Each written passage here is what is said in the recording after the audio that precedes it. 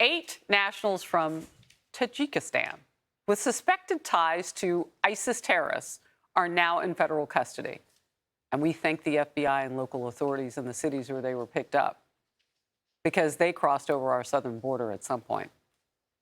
And they arrested these potential killers during a coordinated sting operation in New York, Philadelphia, and Los Angeles, sanctuary cities, of course. So how did these dangerous individuals end up in our country if there's really any vetting going on at the southern border? They crossed illegally into America. And now we ask, how do people like those men make it through in a scenario now that has blown up since President Biden's executive action last week? According to the Department of Homeland Security, the 8 men each received a, quote, full vetting. And I put that in quotes because we don't really know what that means. During which no concerning information was flagged.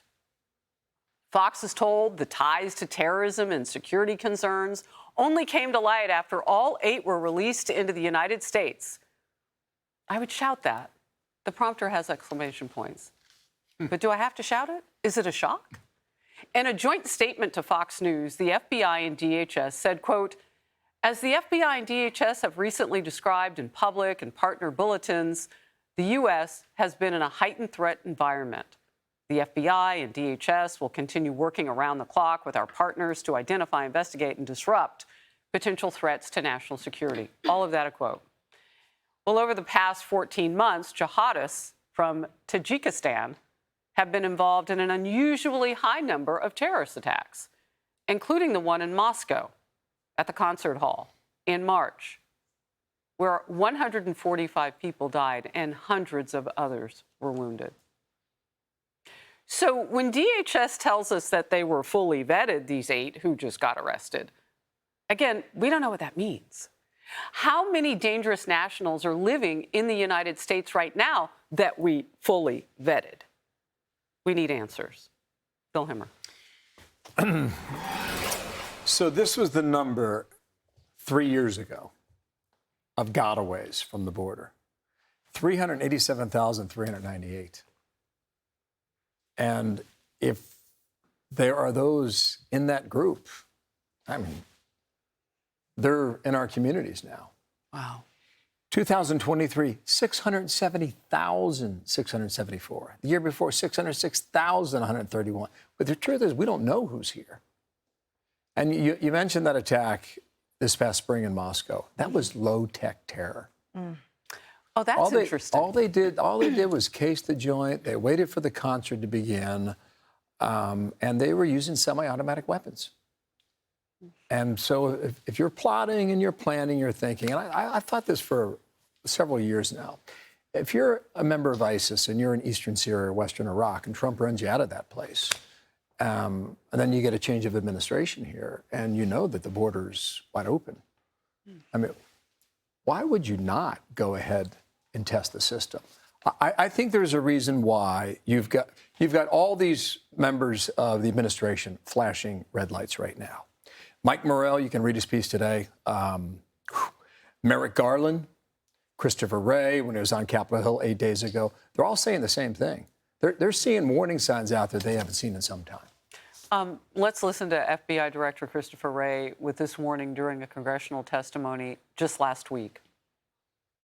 We've seen the threat from foreign terrorists rise to a whole nother level. This is by no means a time to let up or dial back. Now, on top of that, increasingly concerning is the potential for a coordinated attack here in the homeland, not unlike the ISIS-K attack we saw at the Russia concert hall back in March. So as Bill was just talking about, and basically I'll boil it down to this, how do we not know? How do we not know? I mean, you list off administration officials who are warning, the head of CENTCOM, too. I mean, we're hearing this repeatedly. And, you know, 9/11 is far in the back of our mind. You know, no longer do I think about these attacks when I go to big events. Until recently, I was going to a concert, and multiple times it crossed my mind, oh, my goodness, what happened in Moscow? And for the CIA director, for FBI director, rather, to bring up that specific example and warn of threats, it's terrifying. It's in the back of everyone's mind. But Foreign Affairs, they wrote an article before these Tajikistan individuals were caught, these foreign nationals. The terrorism warning lights are blinking red again. And they analogize this to 9/11. They analogize it to George Tenet, who used to head up the CIA. George Tenet, in his confirmation hearings in 1997, warned specifically about al-Qaeda. Think about that, 1997, long before 2001. He warned about al-Qaeda 10 times over the years before 9/11 happened. So we need to take this seriously. We need to be on high alert. We need to secure the border. You know, you and I were on the same page because I read that Foreign Affairs article too, or their essay as it was. And in there it says the U.S. Central Command General Kurilla has pointed to the terrorist capabilities of groups like al-Qaeda, ISIS, in its Afghanistan affiliate, ISIS-K. He says, despite the threats, though, the southern border remains virtually defenseless. When I got to that line, I scratched my head. Well, what was Biden even trying to do last week? Because he didn't touch this. He's not protecting us. And to Kayleigh's point, you think about these big events you go to. These guys were talking about the Boston Marathon. They are planning something like that. That's why we're getting these warnings from Christopher Wray. But if you read deeply into that, what that article is saying about this is that Joe Biden doesn't have the ability to return these people. He doesn't have the relationships with these countries to send them back. They won't accept them back. So when we've talked to Border Patrol, they've said, we've got some really bad guys coming in, these guys connected to ISIS. There's no way to return them. What do we do with them? I don't know, Guantanamo Bay? I mean, what are our options at this point? They can't stay among us. Right. And if we know they're here, where do we put them? A former acting ICE director under Trump and Fox News contributor Tom Homan joined me last hour on The Focus. Here's what he told me. In 2021, a little over 4,000 Russians were encountered on the southern border. 2023, 33,000. Since October, over 30,000 Chinese nationals. They have released people from Russia, from North Korea, from Syria, Turkey, Iran, and this happens by the thousands every month, and they keep releasing them. And as far as the vetting, they'll keep saying, well, we vet them before we release them. Look, the vetting is poor because we can only vet with the information that is available to us. But you think Russia, Syria, Turkey, Iran is sharing any national security information with us on people from their countries? No, they're not. It won't be the last. Unless they take actions to secure the border, something is coming. Emily. Right. So President Biden's continued fear of escalation and weak, defenseless approach to global relationships has resulted in not only the erosion of relationships with our allies, but also the elevation of our weakness as perceived by our enemies. So, number one, we don't have that intel, which is why when the government, perpetuated by the mainstream media, these people were fully vetted. I really appreciated the director's point, which is that fully vetted on a slim iota piece of information, not the whole picture. When anything happens in our lives, take your own home, your own car. You mitigate the risk.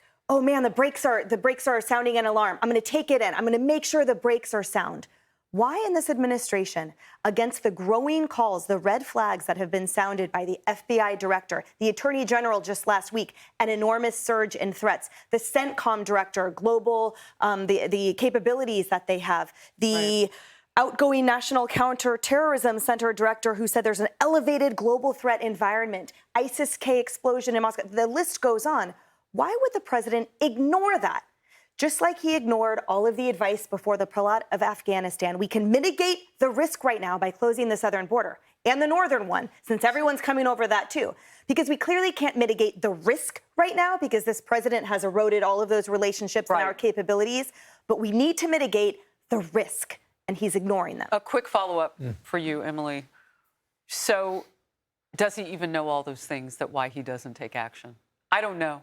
I don't know if they're telling him everything. I don't have the confidence anymore. Our lives are at stake now as a country. I don't know.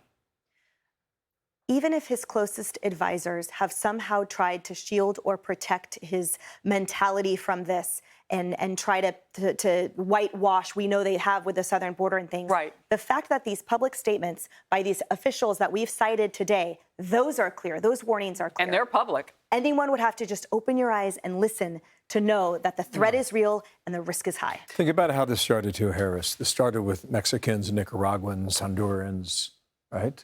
The normal border crossers that we've seen initially historically.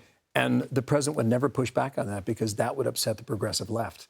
It would truly offend them. And it's gotten to this point where we can list off all these countries, and Bill Malusian's down there with a group of people from Mauritania day after day after day. Yeah. No, and what you're saying, too, and Haitians are among those, too. So certain, and I'll just say it, people of color, he's losing the black vote. So he's not going to push against black and Hispanics in a political year. But vetting should be irrespective of what you look like. Where you come from matters if you're on a list of countries that have terrorist activities going on. Mm-hmm. Hey everyone, I'm Emily Campagno. Catch me and my co-hosts Harris Faulkner and Kayleigh McEnany on Outnumbered every weekday at 12 p.m. Eastern, or set your DVR. Also, don't forget to subscribe to the Fox News YouTube page for daily highlights.